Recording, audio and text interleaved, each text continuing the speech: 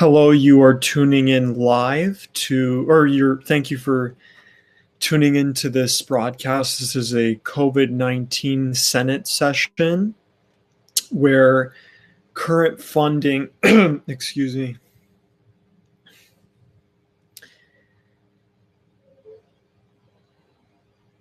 Sorry, let me get back here. Thanks everyone for joining. Just came back.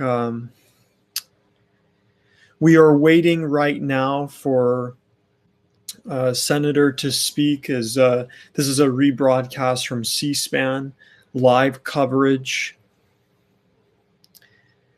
of a COVID-19 Senate session. There is going to be more talk regarding COVID-19 stimulus package here today. So thanks for tuning into the broadcast. More information will be coming your way. Thanks for tuning in, and I'll be back with some more information. But currently, right now, a break as we are waiting for a senator to speak.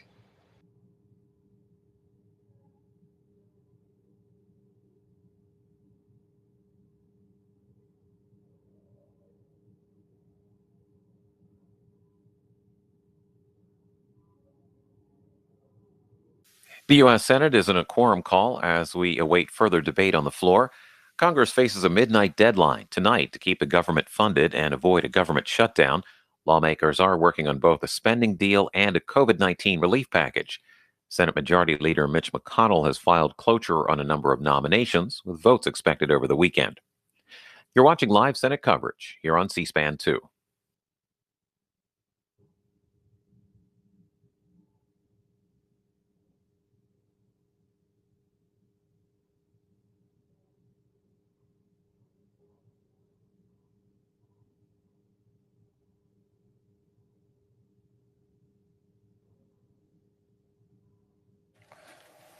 Mr. President. The Majority Leader. Our bipartisan discussions are continuing to make significant headway toward another relief package for the American people. Democratic leaders, Speaker Pelosi, Leader McCarthy, and I have been working around the clock for several days now. The talks remain productive. In fact, I'm even more optimistic now than I was last night that a bipartisan bicameral framework for a major rescue package is very close at hand.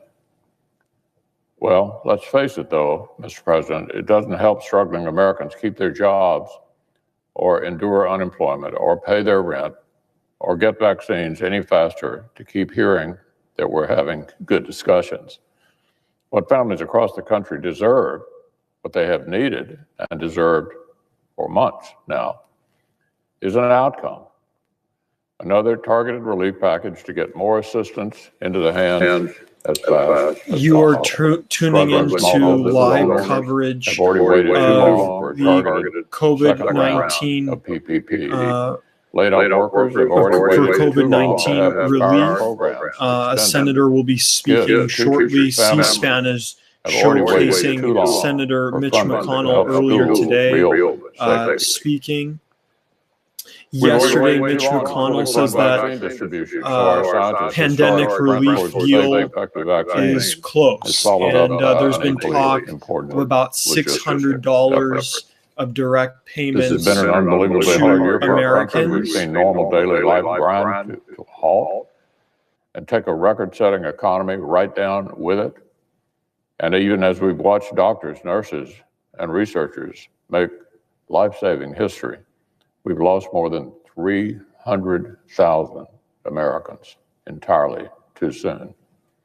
Like I've said, the Senate will be right here until an agreement is passed, whenever that may be.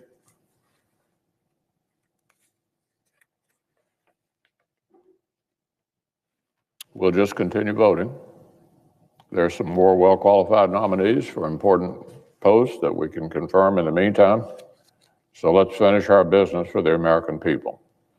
Now, on a completely different matter, Mr. President, I jump at any opportunity to praise my incredible staff. I'm just sorry that one natural occasion is when great people head toward the exits. Bill Maxon of Lexington, Kentucky, has mastered one of the toughest jobs on Capitol Hill. As Chief of Staff for my personal office, he oversees the operation that delivers for Kentucky families and Kentucky priorities.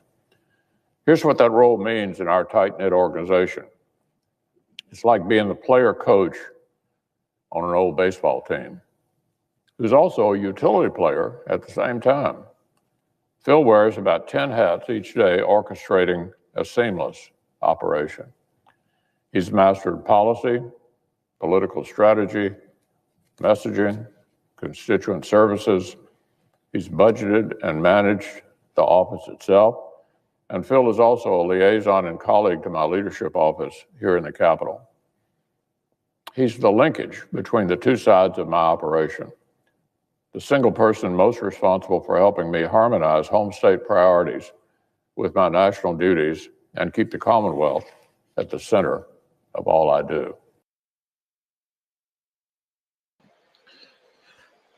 Okay, I think I got it now. Sorry for the echo. Thank you, Pablo, for mentioning this. Sorry, this is my first time doing a live screen share video right now. Current government funding, as you see on the screen, this broadcast is a simulcast of C-SPAN 2, U.S. Senate, a U.S. Senate session regarding COVID-19 relief. Thank you so much for joining me right now. This is live coverage here, a simulcast from C-SPAN 2. I'm allowed to rebroadcast this according to C-SPAN. I wanted to make sure, just for a transparency's sake, I am not violating any rules here, as I stated in my original comment. So we've heard of the talk about whether or not there will be a $600 if there would be $600 direct payments, to individuals in regards to this COVID-19 relief package. We're still waiting. The discussion is still ongoing here. This may go into the weekend if things are not resolved here right now. So let's we're waiting in here live for another senator to come speak. C-SPAN is showing Senator Majority Leader, Republican Senator Majority Leader Mitch McConnell from earlier today speaking. So we're just simply waiting for the next senator to come speak. So right now, in other news, Nancy Pelosi, House Speaker, gets the first shot of COVID-19 of the COVID-19 vaccine. Also, Vice President Mike Pence received the vaccine earlier today. That's other COVID-19 news happening in Washington. Thank you so much for tuning in. Daniel says it's a cold one in DC. I'm not in DC. I saw your comment. I'm not in DC currently right now. But this is live coverage of the COVID-19 Senate session. We are still awaiting one senator to come speak on the floor. Quick update. I just kind of joined in right now as well, just like all of you watching this. But there is a debate going on about the in regards to the COVID-19 stimulus. So we're going to still listen into more of that as we are still waiting here for the next senator to come in.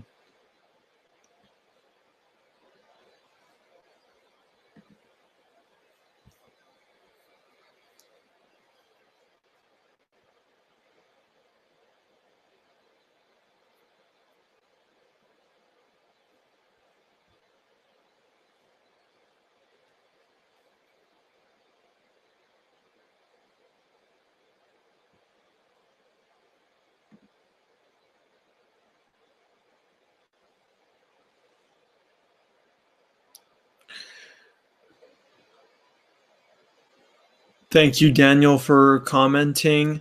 Daniel,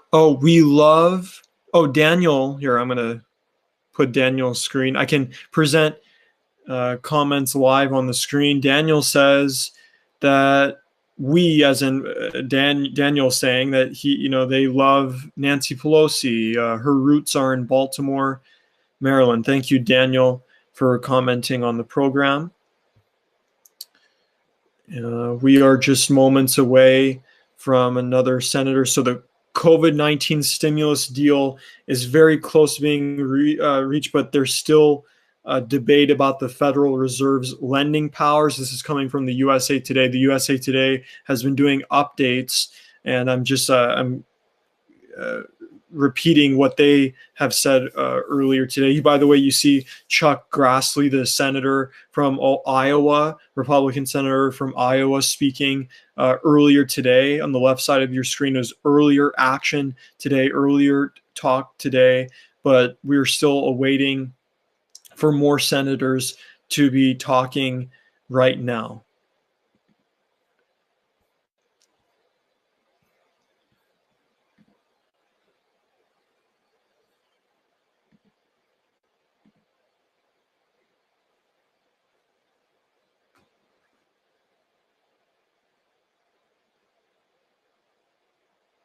Thank you, Daniel, for the award. Here is another comment from British Spy.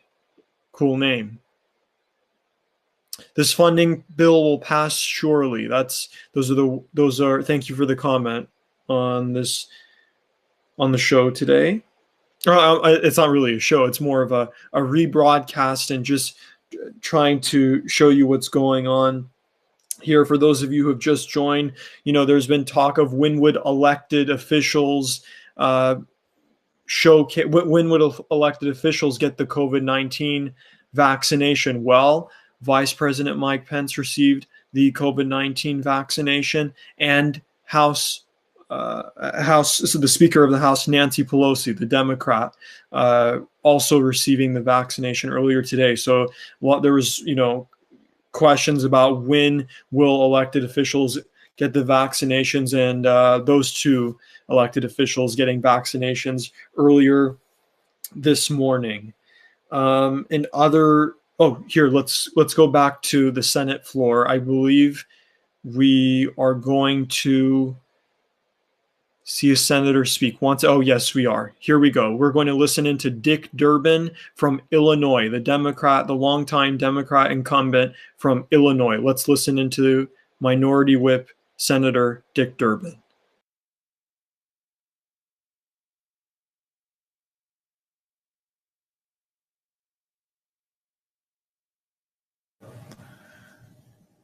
This hearing on the crisis in Hong Kong also raised a lot of questions about the United States, our own immigration and refugee policy toward those who are being persecuted. At the hearing, there was some powerful testimony. I recall one of the witnesses, Mr. Chu, who said that he was aware of students, Chinese students currently in the United States, who have already been designated as enemies of the state by China, who, if they are forced to return to China, face prosecution, imprisonment, and who knows. It was a very personal story because these people are friends of his who, through no fault of their own, only speaking out against the regime in Beijing, now face long prison sentences if forced to return to China. I'm amazed as I meet these people from China and Hong Kong at the courage they show. Mr. Chu, for example, had come to the United States, been sent to the United States by his father at the age of 12 because his father had made a practice of helping the Chinese who had demonstrated in Tiananmen Square and providing the equivalent of an underground railroad for them to escape China. And I guess the people in Beijing were on his heels. And so to protect his family, he sent his 12-year-old son to the United States, who's lived here for a number of years, is an American citizen now. This repression and Chinese government meddling in the lives of people of Hong Kong is appalling. Thousands of protesters in Hong Kong have been persecuted for fighting for the liberties that we Americans routinely say we enjoy: freedoms of assembly and speech, the right to vote, due process, and the rule of law. The national security law imposed on Hong Kong by the Chinese Communist Party in June has enabled the ruthless abuse of protesters, political leaders, journalists, and teachers. Despite its name, the national security law is not about security. It's about fear. Fear of the voices in Hong Kong calling for reform of democracy and freedom. I believe my colleagues on both sides of the aisle share my feelings about the crisis in Hong Kong. But the question today is, what are we willing to do about it? Last week, on a unanimous voice vote, the House of Representatives passed the bipartisan Hong Kong People's Freedom and Choice Act, which would grant temporary protected status to Hong Kong residents currently in the United States and provide an opportunity for refugee status to Hong Kongers facing persecution. At Wednesday's Judiciary Committee hearing, we received a clear message. Congress needs to pass Hong Kong People's Freedom and Choice Act in the Senate now. We can do it. In fact, we can do it today. Think about the message it would send from the United States to Hong Kong and to the world if we sent this bill to the president's desk to be signed into law. It's bipartisan. It was unanimous in the House. It's timely, and it addresses a real problem. Under the bill, Hong Kong will be designated for TPS for 18 months. To qualify for TPS status, eligible Hong Kongers currently in the U.S. would need to first clear a criminal history and national security screening and pay a $360 filing fee. Some of the critics have said, we can't trust the Chinese in the United States. They may be spies. That is why we required under the TPS that anyone applying for this TPS status has to go through a criminal background check and a national security screening. I want America to be safe. We all do. But just to categorically say that if you're from China or from Hong Kong, you're a suspicious character, we don't want you to stay here, isn't fair. It isn't realistic. 6,700 people are here now legally in the United States from Hong Kong and China, and they were admitted to the United States under standards and investigations. They're students at our universities, for example, and they would qualify for this important temporary humanitarian protection so that they aren't forced to return to a literally dangerous situation.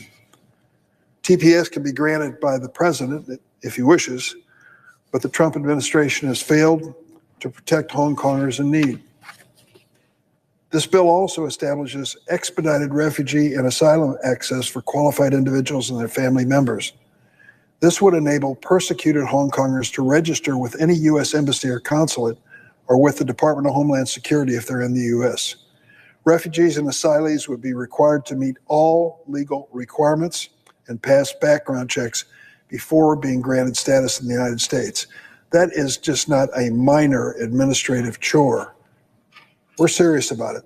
If you want to come to the United States as a refugee or asylee, we do everything we can to make certain that you are no danger to anyone in the United States. The refugee policies of this outgoing administration have put at risk Hong Kongers who are fleeing Chinese persecution, not to mention millions of other vulnerable refugees. Since the enactment of the Refugee Act of 1980, the United States has resettled on average 80,000 refugees a year. That's our annual average since 1980. However, in the midst of the worst refugee crisis in history, the current Trump administration has set record low refugee admissions figures for 4 years in a row, culminating in the lowest level in history this year, 15,000, from 80,000 to 15,000. How many refugees has the United States admitted from Hong Kong in the last year? 0, not one. When you look at what the Communist Chinese Party is doing in China threatening these demonstrators who are marching in the streets for things that we say over and over again are the underpinnings of our democracy. And to think that we have not granted one single person in Hong Kong refugee status, it's hard to imagine. The Trump administration has decimated legal protections for Hong Kongers and other innocent victims of persecution. For example, under a rule issued last week, Hong Kongers could be denied asylum if they transit other countries on the way to the United States. If persecutors detained them for only a brief period, or persecutors were not able to carry out their threats before the activists fled. According to the testimony of the Hong Kong Democracy Council Executive Director Samuel Chu on Wednesday, I mentioned him earlier, the people most immediately at risk in Hong Kong are the approximately 10,000 individuals who've been arrested by the Chinese government crackdown. Make no mistake, we know what the Chinese Communist Party is up to. These concentration camps, they call them re-education camps, that they have created for people of the Muslim religion, we know what they're doing. They characterize them in many different ways, but we've seen this throughout history. And the question is, what are we going to do about it? We're going to protest what's happening to the people in Hong Kong, but will we take one step, even one small step, to provide them security and safety? Not all of them are going to wish to leave Hong Kong, I understand that. Some of them can't. Some of them may receive assistance from another country. The British Prime Minister has offered overseas passports to up to 3 million Hong Kongers. The Australian government has stepped in with visa options to students and workers from Hong Kong. Canada announced multiple new immigration measures supporting Hong Kong residents, including measures to help Hong Kong students in Canada. I have a basic question. What are we going to do?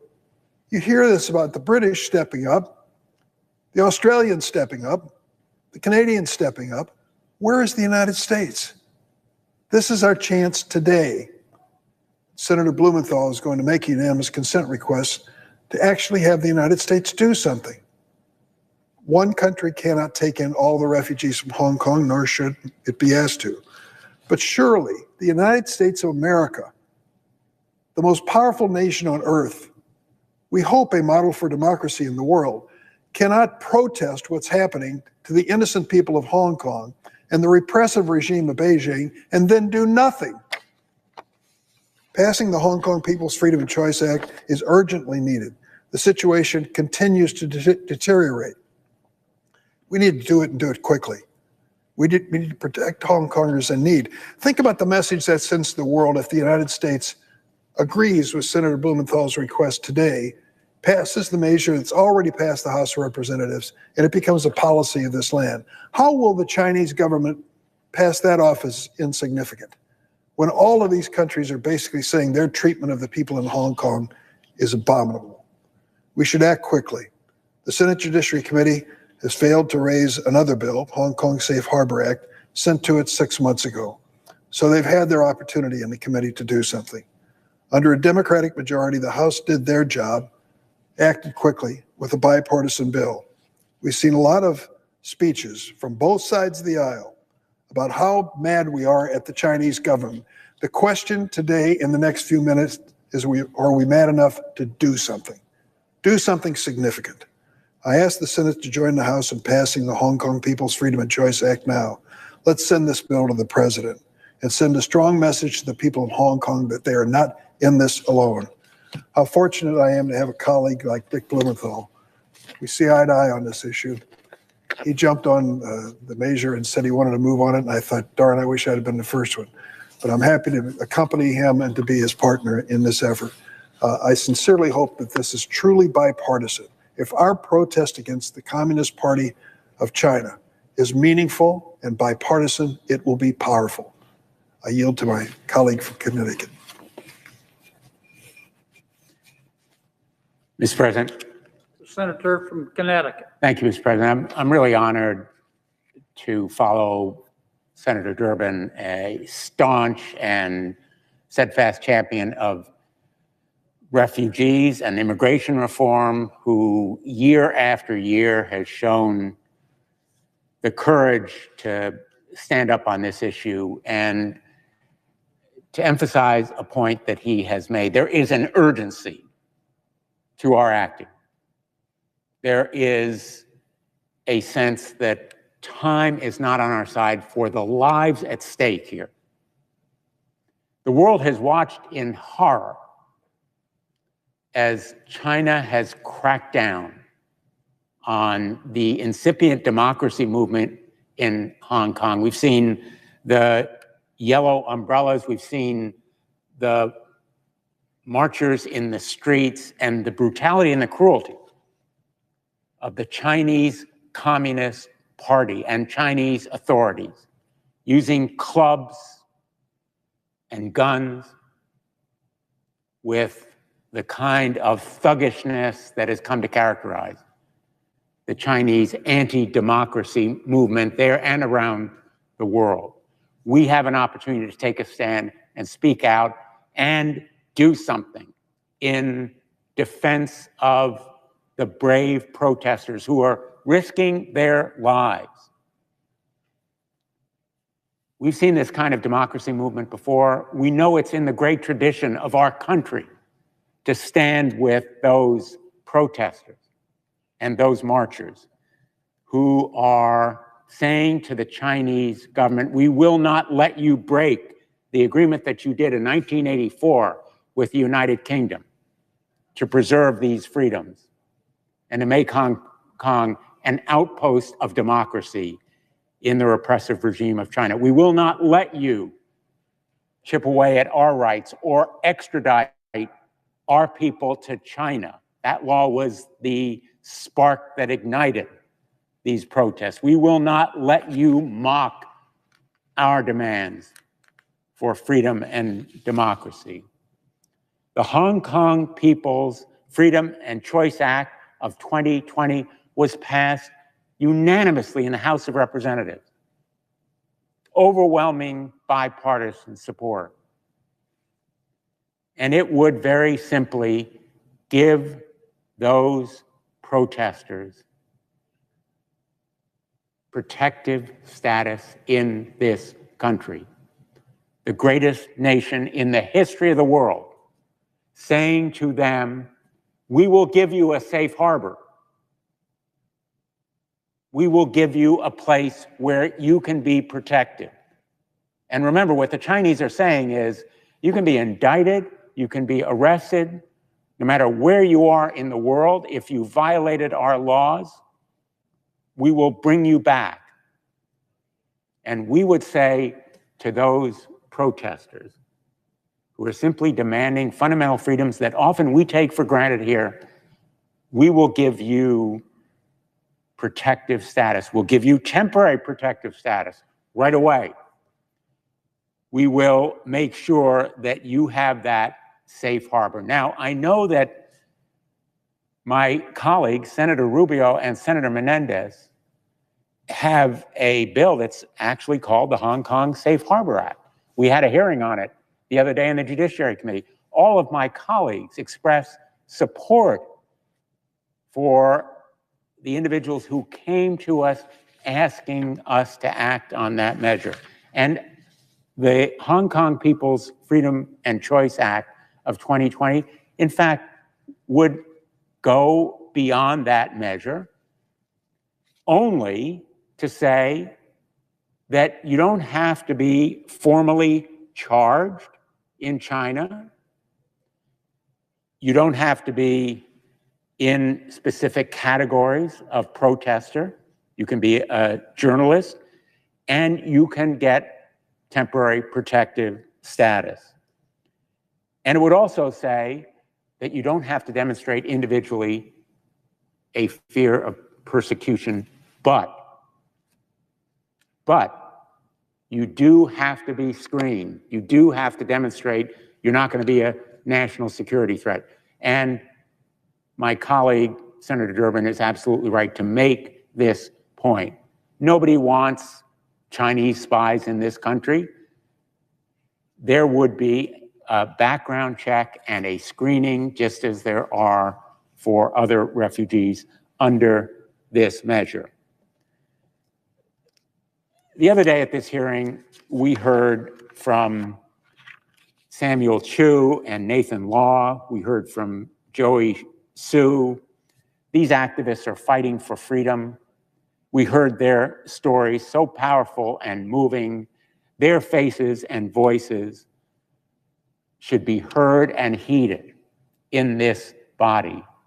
We are far removed here in this sedate setting from the clamor and the cruelty of those streets in Hong Kong where men and women have stood bravely against the physical brutality and force of the Chinese regime. But we should send a message to the world. We're going to stand with those refugees who come here heeding the lady who stands in New York Harbor with a message of hope and freedom.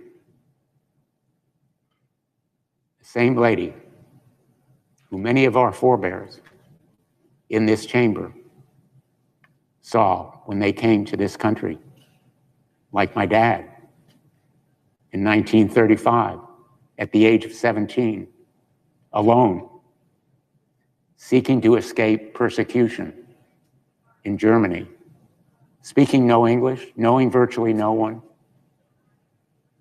having not much more than the shirt on his back, but believing that America would offer him the safety of freedom as a refugee. That's our tradition in this country. It goes beyond party, geography, race, or religion. It's what makes America truly great. We are a nation of immigrants and refugees. And my hope is, as I stand here, that we'll have the same unanimity in this body as the House did, despite all the other divisions that persist at this point, that we will have the respect for the moral imperative to act now and make sure that we fulfill the message of America now that's more important than ever before in light of the repressive regimes, even in our own region, whether it is Venezuela, Guatemala, Honduras, Nicaragua, where we can say to the world, we're going to stand by our principles and we're going to do it now because of the urgency of this moment and the need of these refugees for temporary protective status. Let us act now. And so, Mr. President, as if in legislative session, I asked unanimous consent that the Judiciary Committee be discharged from further consideration of H.R. 8428 and the Senate proceed to its immediate consideration. Further, that the bill be considered and read a third time and passed, and that the motion to reconsider be considered, made, and laid upon the table. Is there objection? Mr. President. Senator from Texas. Mr. President, reserving the right to object, today we have good news and bad news. The good news is that our Democratic colleagues are finally discovering that the Chinese communists are not our friends. They are finally acknowledging that the Chinese communists are murdering, torturing, oppressive tyrants. And our Democratic colleagues are likewise discovering that Hong Kong is a beacon for democracy, a beacon for liberty. That is indeed good news. The bad news is the bill that they have put forth is not designed to do anything about it. This is not a Hong Kong bill. It is instead a Democratic messaging bill because House Democrats made, I think, a cynical decision to try to exploit the crisis in Hong Kong to advance their long-standing goals on changing our immigration laws. It is not news to anyone who has been watching the political battles of recent years to discover that our Democratic colleagues embrace open borders, that when it comes to illegal immigration, their preference is to make all immigration legal. This bill advances that long-time partisan political agenda that the Democrats have. When it comes to standing up for Communist China, for 8 years I have led the fight in this Senate to stand up to Communist China. China is, I believe, the single greatest geopolitical threat facing the United States for the next century. In October of last year, I traveled to Hong Kong as part of a Friends and Allies tour throughout Asia, met with the Hong Kong dissidents, these brave young students standing in the streets, standing for freedom, standing up against Chinese tyrants. I did a satellite interview on an American Sunday show from Hong Kong, dressed in all black, in solidarity with those protesters, because Hong Kong today is, as I've said many times, the new Berlin. It is the front line in the battle against communist tyranny. This bill, however, is not designed to fix that problem. Right now, today, under current law, individuals in Hong Kong are already eligible to become refugees under our immigration law. In fact, in July, President Trump explicitly expanded the number of refugee slots available and allocated to Hong Kong. This bill, instead, is designed, and it would dramatically lower the standards for both refugee and asylum status to the point where individuals would qualify even if they cannot establish an individualized and credible fear of persecution. The senator from Connecticut just listed that as a virtue of this bill, that no longer would you have to establish a credible fear of persecution. Instead, this bill would dramatically lower that standard. There's no reason to lower that standard, and there is particular risk when doing so, we know, would be used by the Chinese communists to send even more Chinese spies into the United States. Now, the senator from Connecticut assured us, well, don't worry, we'll do a background check. Well, Mr. President, the last I checked, when the Chinese communist government sends spies into our country, they're quite willing to concoct a bogus background portfolio of materials. Who do you think the Chinese government would be seeing coming in? We just recently had news of Chinese spies targeting members of Congress, targeting prominent Democrats. This is an espionage threat America faces, of our adversaries taking advantage of our laws and targeting our leadership. The truth also is that China has confiscated passports, and I'm told stop issuing exit visas to persons deemed problematic. As a result, China is highly unlikely to let actual dissidents leave Hong Kong. So this bill isn't directed to help them. But I will say this. We urgently need to have a real substantive bipartisan conversation about countering the Chinese Communist Party, about defending the United States of America, about standing up and winning this battle. This bill doesn't advance that objective, but what I'm going to do is I'm going to give our Democratic colleagues the opportunity to actually support legislation that would stand up to China. And so momentarily, I'm going to ask unanimous consent for one bill and discuss a second bill that I also later intend to ask unanimous consent to pass. But first, I object. Objection is heard. Mr. President. The senator from Connecticut. Mr. President, I really regret this attack on a bill that was passed unanimously. Republicans, unanimously. Democrats, unanimously. A bipartisan bill by the House of Representatives. If my colleagues are serious about moving a bill to the desk of the president, only this bill will do it. Because only this bill has been passed by the House of Representatives. And there is an urgency to this cause. For the sake of these refugees who haven't been permitted to leave their country, haven't been sent by China, haven't simply come into this country as potential espionage agents. They've come here because they've fought for freedom in their country. So to say that we have discovered that we need to stand up to China, sorry about that, but just preposterous. I yield to the senator from Illinois. I'd like to ask a question through the chair. Isn't it true that this bill that we are promoting, that just passed the House unanimously on a bipartisan basis, also protects the 6,700 Chinese who are here in the United States in status like student visas from being forced to return to Hong Kong when our State Department is warning Americans it's unsafe for them to travel to Hong Kong?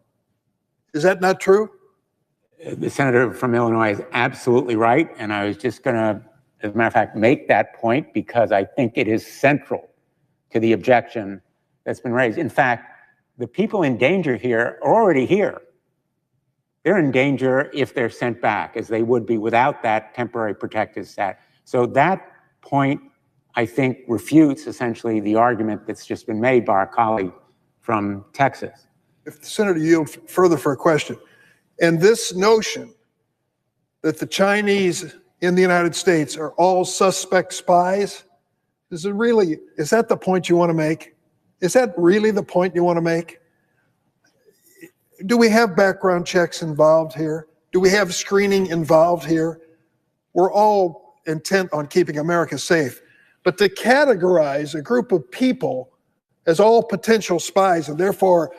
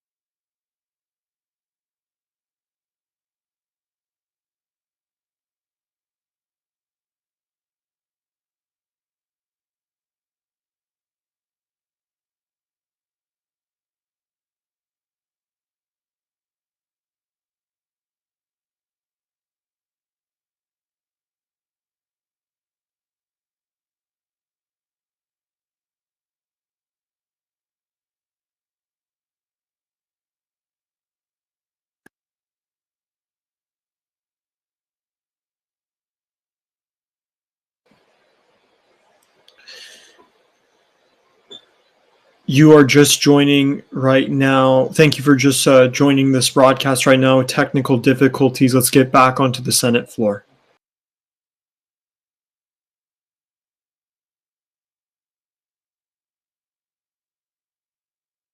Standing up, being tough on China, and we're doing what? We're sending back their opponents so they can imprison them and kill them.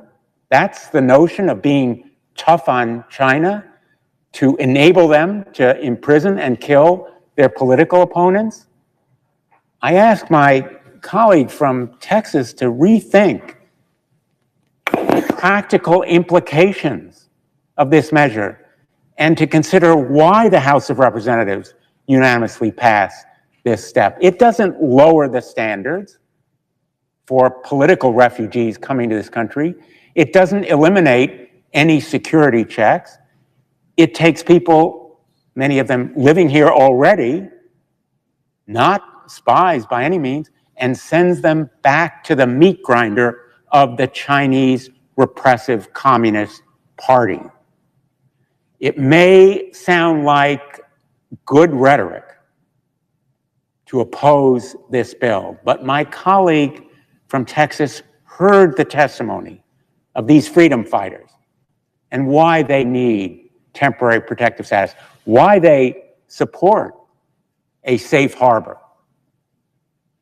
And so I continue to insist that this bill, like the Rubio-Menendez bill, protects essential American values. And I ask him to reconsider his objection.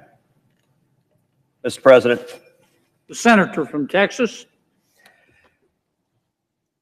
My colleague from Connecticut just said that they were being tough on China. As I explained, this bill is not being tough on China. But a bit of good news, they will have the opportunity moments from now to, in fact, be tough on China. I've introduced roughly a dozen separate pieces of legislation designed to do exactly that, to stand up to the Chinese Communist government. And I'm glad also to see my Democratic colleagues discovering the human rights travesties that are playing out in China. Look, my family knows the oppression of communist governments. My father was imprisoned and tortured in Cuba. My aunt, my tia Sonia, was imprisoned and tortured by Fidel Castro's thugs. So when it comes for standing for dissidents, there's a reason why for 8 years I've gone to the Senate floor over and over and over again, speaking up for dissidents that are being tortured and oppressed by communists. And here's a chance for the Democrats to join us in that regard. 2 separate bills that I've introduced that I'm going to discuss. The first, the bill called the Script Act. For years, we have known that China's surveillance state and censorship practices are used to maintain its human rights violations. And what this devastating pandemic has shown us is that China's surveillance state and its censorship practices are also a profound threat to our national security, to our public health, and to our public debate, as the Chinese government hid information about the COVID-19 pandemic that began in Wuhan, China, hid it for months on end, and allowed millions across the globe to be threatened, their lives and health and safety to be threatened. And in addition to their espionage activities, the Chinese Communist Party invests billions into spreading propaganda, even using American media outlets, telecommunication infrastructure, movies, and sports teams to spread their propaganda, from buying media outlets so that they broadcast propaganda into America, to coercing Hollywood studios and sports leagues to self-censor by threatening to cut off access to one of the world's largest markets. The Chinese Communist Party spends billions and billions of dollars to mislead Americans about China and to try to shape what we see, what we hear, and think. All of these activities are part of China's whole-of-state approach to amass influence around the world through information warfare. And we need to stand together to stop it. That's why I will be momentarily asking for unanimous consent on the Script Act, which would cut off Hollywood studios from the assistance they currently receive from the U.S. federal government if those studios allow the Chinese Communist government to censor what they're producing. We've seen this pattern over and over and over again, Hollywood being complicit in China's censorship and propaganda in the name of bigger profits. Bohemian Rhapsody, wonderful biopic of Freddie Mercury, story of the band Queen. Well, the Chinese government was upset that Freddie Mercury was homosexual and demanded that Hollywood censor out scenes that showed that Freddie Mercury was homosexual. And Hollywood, those great woke social warriors that they are, compliantly said, we're more interested in the money than in artistic integrity, than in telling Freddie Mercury's story, so the Chinese government will happily edit out those scenes. Doctor Strange, another movie, comic book movie, in Doctor Strange, they changed the Ancient One's character from being from Tibet, which is how it's portrayed in the comic book, to Celtic. Because, you know, the Chinese communist censors, they don't want to recognize Tibet, another area that has been subject to persecution and oppression from China, and Hollywood meekly complied. In the sequel to Top Gun, the back of Maverick's jacket, if you remember the first Top Gun, maybe the greatest Navy recruiting film ever made, the back of Maverick's jacket, you find the Taiwanese flag and the Japanese flag. The Chinese censors didn't like that, and so Hollywood meekly removed the flags. What does it say to the world when Maverick is scared of the Chinese communists? And I would point out, unfortunately, the Chinese censorship is being carried out by Hollywood billionaires who are getting richer in the process. In recent days, it's been reported that one of Joe Biden's top potential choices to be ambassador to China is the former CEO of Disney, who happens to be a major Democratic donor. Disney just came out with the movie Mulan. In the movie Mulan, which the director described as, quote, a love letter to China. Well, this love letter wasn't subtle, because right in the credits at the end of Mulan, they thank the oppressive government forces who are running concentration camps right now with over 1 million Uyghurs imprisoned. Disney gleefully thanked the jackbooted thugs that are carrying out torture and murder, and apparently the leader of that effort is one of the top candidates to be America's ambassador to China. Well, the senator from Illinois, the senator from Connecticut said, we need to stand with people who are oppressed. I agree. Look, Hollywood could say whatever they want, but there's no reason the federal government should facilitate their censorship on behalf of the Chinese communists. And the Script Act simply says, if you're going to let the Chinese communists censor your movies, you're not going to get access to the jet planes and to the ships and all the different material of the federal government that is used in movies. Moments ago, the senator from Connecticut said they want to be tough on China. Well, we're about to see how tough they are on China. I will happily yield for a question. Can you tell me, if you were successful and if you hit Hollywood hard, how that provides any solace to the 6,700 Chinese and Hong Kong students in America who are facing the deportation back to prison in China? Senator from Illinois asked a question. Let me tell you how it provides solace. Because people who are in hellholes, they listen to what we're saying.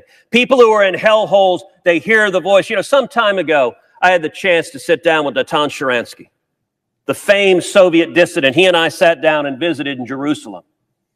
And Natan told me about how when he was in a Soviet gulag, that in the cells, from cell to cell, they would pass notes. Did you hear what Ronald Reagan said? The Soviet Union is an evil empire. Marxism, Leninism will end up on the ash heap of history. Mr. Gorbachev, tear down this wall. And I'll tell you how people here, because the senator from Illinois will remember, I introduced legislation to rename the street in front of the Chinese embassy in the United States, Liu Xiaobo Plaza, after Liu Xiaobo, the Nobel Peace Laureate, who was, let me finish answering your question. If you want to propound a second one, I'm happy to answer that one too. Liu Xiaobo was the Nobel Peace Laureate wrongfully imprisoned in China. And the strategy of renaming the street in front of the embassy is a strategy Reagan employed, renaming the street in front of the Soviet embassy Sakharov Plaza. Twice I stood on this floor seeking unanimous consent, and twice a Democrat, the senior senator from California, stood up and objected. And at one point, the senior senator from California said, well, if we do this, it will embarrass the Chinese government. To which I responded, you are understanding correctly, and that's not a bug, it's a feature. That is the purpose. And let me tell you what happened to that. Twice, Democrats objected to the legislation. I then placed a hold on President Obama's nominees to the State Department. And the Obama administration came to me and said, how can we move these nominees forward? How can we move them forward? I said, it's very simple. pass my legislation and I'll lift the hold. The Democratic caucus didn't like that, but they ultimately agreed. And so the legislation I introduced to rename the street in front of the Chinese embassy, Liu Xiaobao Plaza, passed this body unanimously. Now, ultimately, the House didn't take it up and pass it up, but I'll tell you how that story ends. That story ends in 2017 when I was sitting down with Rex Tillerson for breakfast at Foggy Bottom, the new U.S. Secretary of State, and when he spoke to his Chinese counterparts, he said, they have come back and said among their top 3 diplomatic objectives with us is stop your bill to rename the street in front of the embassy. They are terrified by the sunlight and sunshine on the dissidents. At the time, Liu Xiaobao had passed, but his widow, Liu Xia, was still in China, still wrongfully held back. And I told Secretary of State Tillerson, I said, I'll tell you what, you tell the Chinese, if they release Liu Xia, if they let her get out, I'll stop pressing this particular bill. And if they don't, I'll keep pressing it and we'll pass it again because we've already done it. Within weeks, China released Liu Xia. So you ask, how does this help the people in prison? By not having Hollywood media moguls spreading Chinese propaganda. But let me give you a second choice, very directly. You want to know how people are helped? A second bill called the SHAME Act, which, if our Democratic colleagues want to be tough in China, we could pass right now. What does the SHAME Act do? The SHAME Act focuses in particular on human rights atrocities. It focuses on over 1 million Uyghurs in concentration camps and other religious minorities and the Falun Gong practitioners who are captured and murdered and whose organs are harvested. And the Chinese Communist Party engages in yet another horror. My Democratic colleagues like to say on the question of abortion they are pro-choice. Well, the Chinese Communist government right now is engaging in forced sterilizations and forced abortions, taking Uyghur mothers and forcing them to abort their children against their wills. Whatever the Democrats' views on abortion in the United States as a matter of a woman's choice, surely they must be united in saying a government forcing a woman to abort her child, to take the life of her unborn child, is an unspeakable atrocity. So the SHAME Act does something very simple. It imposes sanctions on the Chinese Communist government leaders responsible for implementing this horrific 1984-style policy of forced sterilizations and forced abortions. Now, I had intended to seek unanimous consent for the SHAME Act as well, but my Democratic colleagues have said they're not yet able to find a Democrat to object, although my understanding is they intend to. I hope they reconsider that. A terrific ending for today's debate would be passing the SHAME Act and saying we're all standing together against forced abortions and grotesque human rights violations. Maybe that will happen, maybe it won't. But let's find out where we are on the question of the SCRIPT Act.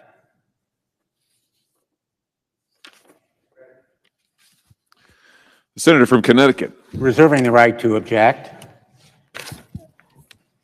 I think we've gone a little bit far afield from the 6 pro-democracy activists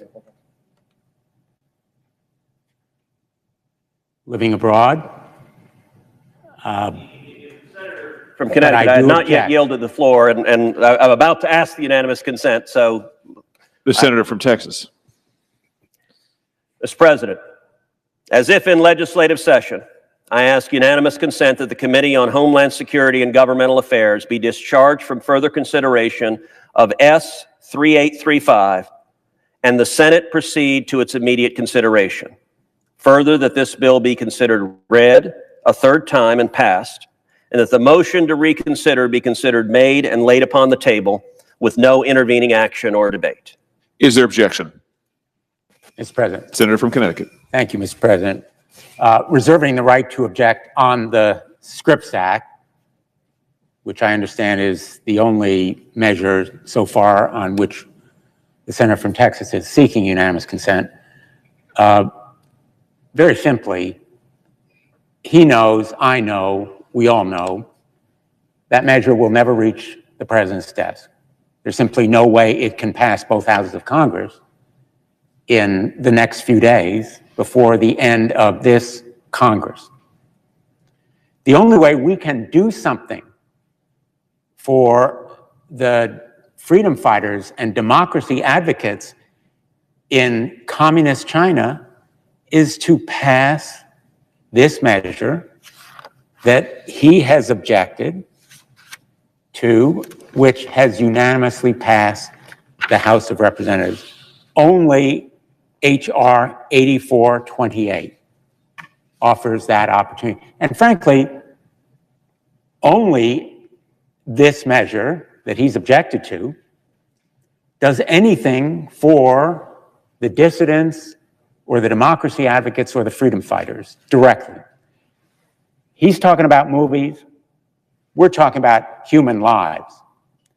He can draw all the kind of hypothetical connections between the so-called movie moguls in Hollywood and China, but I think his Scripps Act actually works against the goal that he is advocating. Censorship in China is a legitimate concern, no question about it. And I would welcome the opportunity to work with him on a bill that does something about it. But actually, his bill not only takes away the support for the movies that may be made, it takes away support from documentaries about the repressive regime in China. It takes away classification and other security screening that is necessary for those kinds of movies to be shown in this country. I think that kind of obstacle may be inadvertent on his part, but I welcome the chance to work with him on a bipartisan bill, a truly bipartisan bill that, in fact, in the next Congress could reach the president's desk.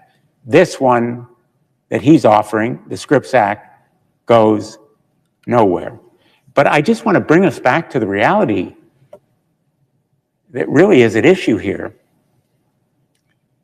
Just last Wednesday afternoon of this week, 2 of the activists among the 6 pro-democracy fighters living abroad, charged under China's new national security law, were before our committee. I'm wondering what they are thinking when they hear my colleague from Texas pounding the table about being tough on China, but objecting to a bill that guarantees them protection. As I say, I'm talking about their lives and tens of thousands of others. I'm not talking about movies. I'm not talking about Hollywood moguls. Let's stand up for the lives of those Chinese, Hong Kong freedom fighters now in this country seeking protection through a bill passed unanimously by the House of Representatives, the only bill that will go to the president's desk if we approve it. Thank you. Is there objection?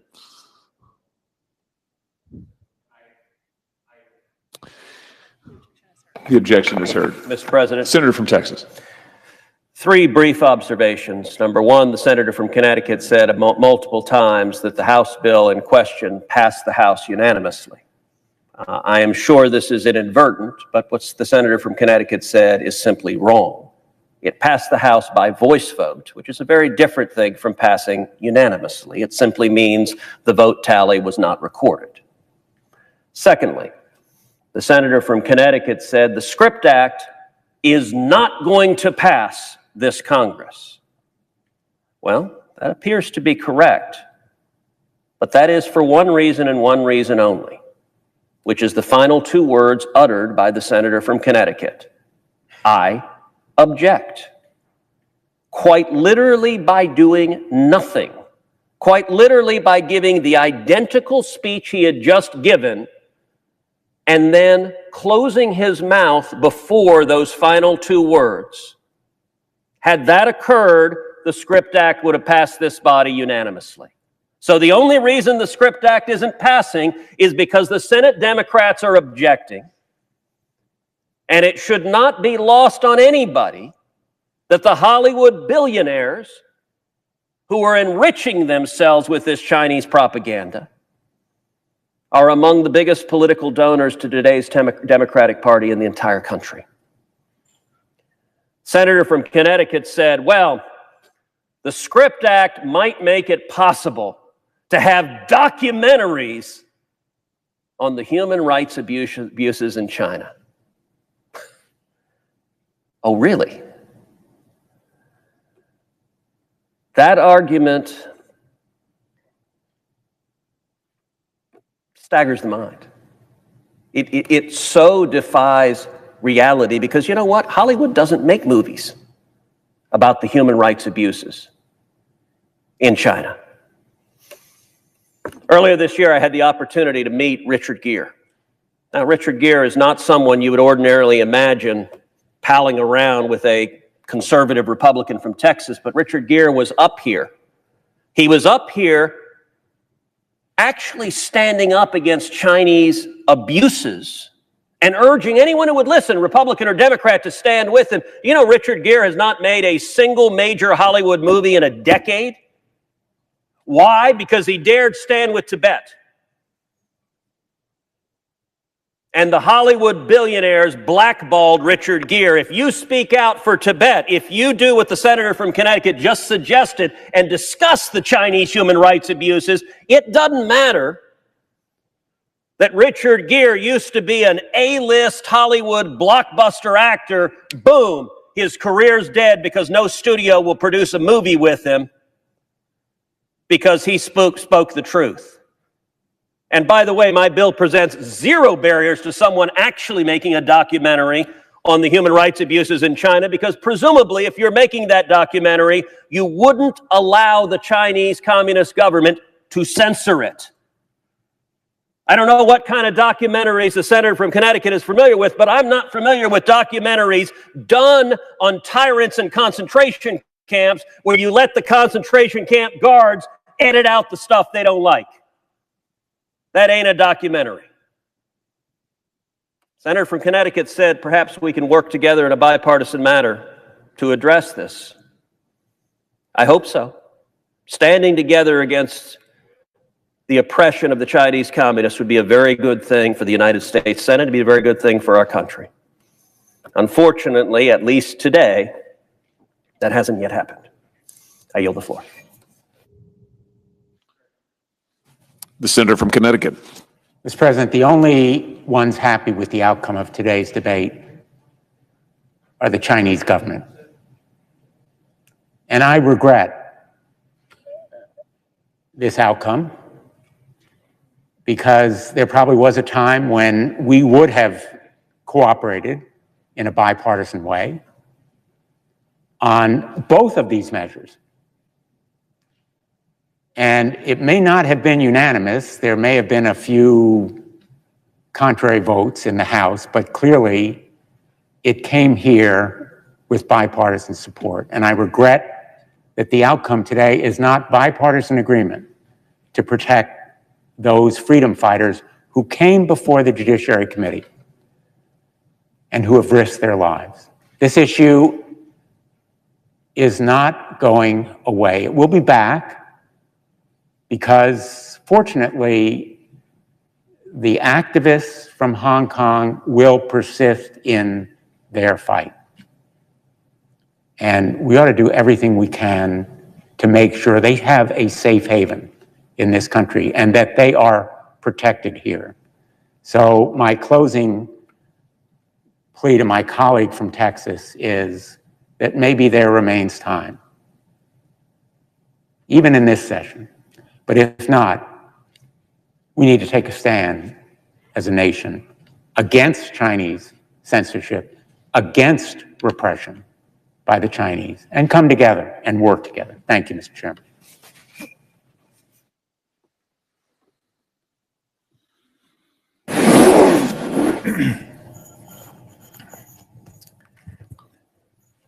Mr. President, Senator from Florida.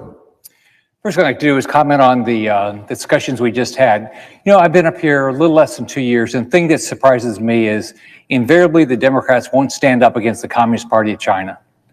The case that we're dealing with now is, you know, they don't want to, they're going to stand up for Hollywood rather than rights that we have here that I'm going to talk about in a second.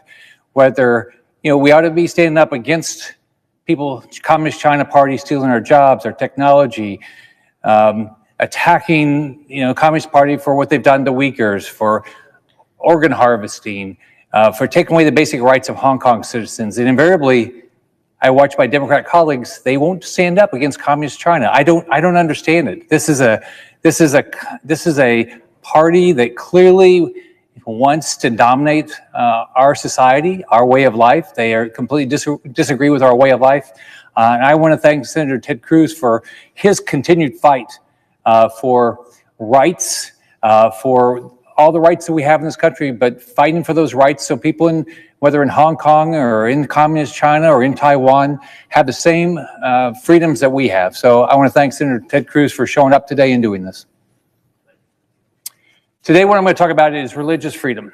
Religious liberty is our first freedom under the Constitution of the United States. Americans have the right to freely exercise religion, a sacred right that I will always fight for. There is no pandemic exception to the First Amendment. Unfortunately, we've seen liberal governors and mayors across the country use the coronavirus pandemic to go after churches, synagogues, mosques, and other houses of worship. For months, they've argued that houses of worship should not meet and congregants could not sing. They've condemned in-person worship services as a threat to public safety, all while they've applauded massive political protest. We saw it happen right here in the nation's capital. Mayor Bowser refused to grant a waiver to the Capitol Hill Baptist Church for religious gatherings, but supported mass protests that violated her own orders. The church had to sue the city in federal court for the right to gather, and the court ruled in favor of the church. It's simply hypocritical and unconstitutional to target religious institutions while letting other businesses operate. We know those on the left will take every opportunity to infringe on Americans' First Amendment rights, but we won't let it happen. This year has been challenging, and for many of us, our faith and our community have helped us through it. Government doesn't have a right to take this away from American citizens. I'm proud to lead a resolution today with 15 of my colleagues to call out those who have wrongly tried to prevent Americans from practicing their faith. This is about rights granted to Americans under our Constitution. What's the one thing every American believes in and has agreed to uphold is our Constitution, which we have each sworn to uphold as elected officials also. We each took the same oath of office. I do solemnly swear that I will support and defend the Constitution of the United States against all enemies, foreign and domestic, that I will bear true faith and allegiance to the same, that I will take this obligation freely without any mental reservation or purpose of evasion, that I will well and faithfully discharge the duties of the office on which I'm about to enter, so help me God. There is no reason anyone should object to upholding our Constitution. I will always fight for the religious liberty of all Americans, and I look forward to my colleagues passing this important resolution today. However, I now am going to wait because I understand one of my Democrat colleagues is going to come object to upholding the Constitution and the First Amendment, the Bill of Rights. It's just shocking to me.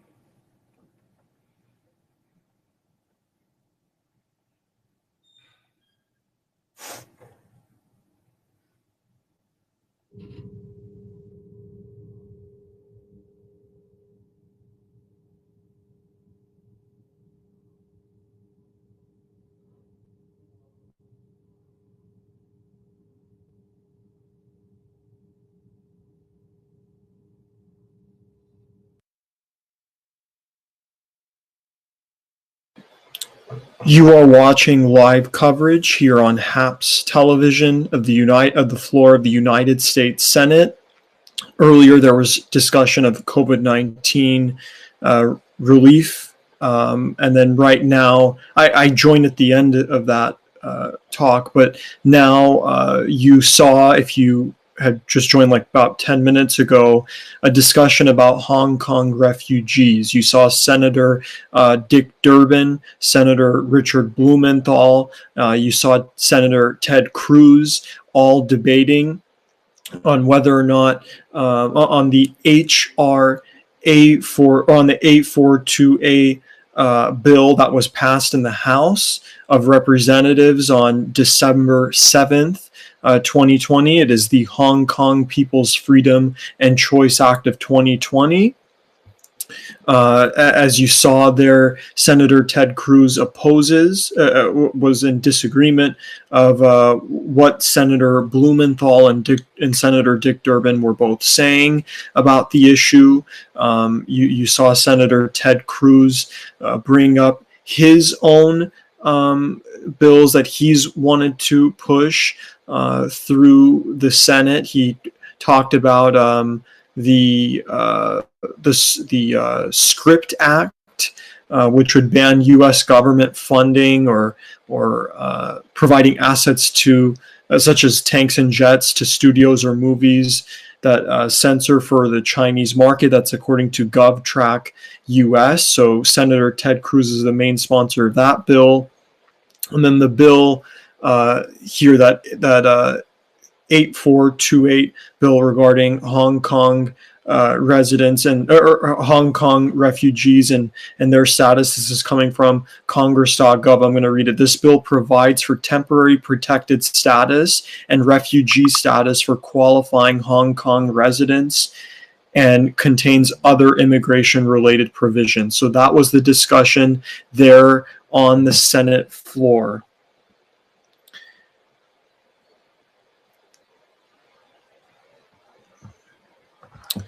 We are awaiting for other senators to come speak, but you're watching live coverage here on Happs television. Thank you so much for tuning in to this broadcast. I just wanted to give this a try.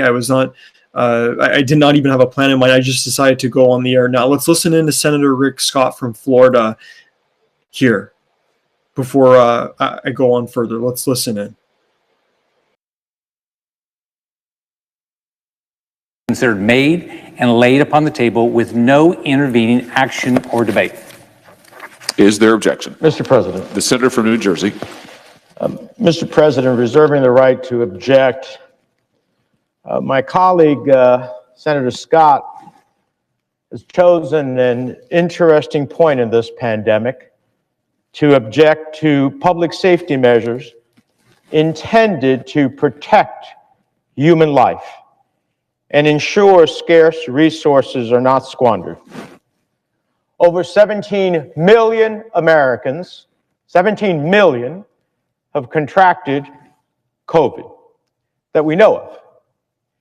And over 300,000 of our friends and our neighbors and loved ones are no longer with us. Think about that. September 11th was a great national tragedy. I know because I lost 700 of those 3,000 citizens on that fateful day from New Jersey. This is 100 times more than what happened on September 11th. The people we have lost are not just some nameless numbers, but mothers and fathers and grandparents. Essential parts of our hearts are gone forever due to the pandemic that has been mishandled and mismanaged from the start. And now when this virus is running unchecked through our communities, we have before us this resolution that is riddled with misstatements of fact that I find deeply concerning. No governor wants to see their constituents cut off from their daily lives. And I think we can all agree that the administration here in Washington, their inability to guide us through this crisis has left our governors holding the bag when it comes to securing resources, providing guidance, and making the difficult calls about the right public policy to prevent COVID-19 from rampaging like an unchecked bull in a china shop through our states. Because they know that the governors of our states, that the lives of their residents, our neighbors, brothers, sisters, children, and parents rest in their hands, and these difficult decisions they must make. We are still losing Americans from COVID-19 at an unprecedented rate. Hospitals throughout the country are providing an amazing level of care with exhausted providers and continued resource issues, and our economy is cratering because we cannot fully reopen it until it is safe. Now, I'm deeply troubled to see a false claim about my state and the governor banning indoor religious services. Let me be clear. Houses of worship were never ordered closed. Never. In fact, today, religious gatherings are allowed to have substantially higher capacity limits than most other gatherings. While New Jersey restricted the capacity of indoor religious services as they did with all indoor gatherings, religious gatherings were never designated as non-essential or essential as this resolution suggests. That distinction was only applied to retail businesses. Now, perhaps religion is different in Florida, but our houses of worship are not retail businesses. Houses of worship and religious organizations have been subject to neutral restrictions that equally burden religious and non-religious entities. They were put in place to do what? To save lives, not under the guise of doing so, and certainly not for the purpose of targeting religious groups. Now, I am a man of strong faith and conviction. I have always found deep solace in the rituals and shared worship of my church. I know many of us have. But perhaps the most important part of my faith is the duty, the responsibility to care for my neighbors up and down the state of New Jersey and all across the nation. Our faith calls us to ensure the health and safety of this nation before all else. As a matter of fact, I'm reminded of a passage in the Bible from James 2:14. It says, "What good is it, my brothers and sisters, if you say you have faith but do not have works? Can faith save you? If a brother or sister is naked and lacks daily food, and one of you says to them, 'Go in peace, keep warm, and get your fill,' and yet you do not supply their bodily needs, what is the good of that? So faith by itself, it has no works, is dead. But someone will say, 'You have faith and I have works. Show me your faith apart from your works, and I by my works will show you my faith.'" As for me, I'll continue to work for the people of New Jersey, our healthcare workers struggling to care for the thousands filling ICU hospital beds, for the families who don't know how they will pay next month's rent and keep food on the table, for the small business owner trying to keep his doors open, and yes, for churches who want to see their parishioners safe. I, however, do not intend to play these partisan games, and for those reasons, I object. The objection is heard. Mr. President, Senator from Florida. freedom of religion shouldn't be controversial. This is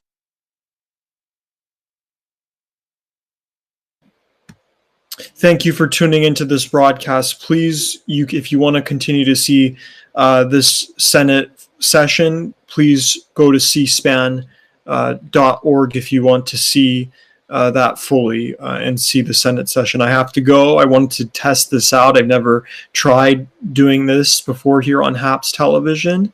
And thank you so much for commenting and joining in and watching this broadcast. Thank you, everyone, for tuning in. I am Cameron Sadeghi from Happs TV. Thanks.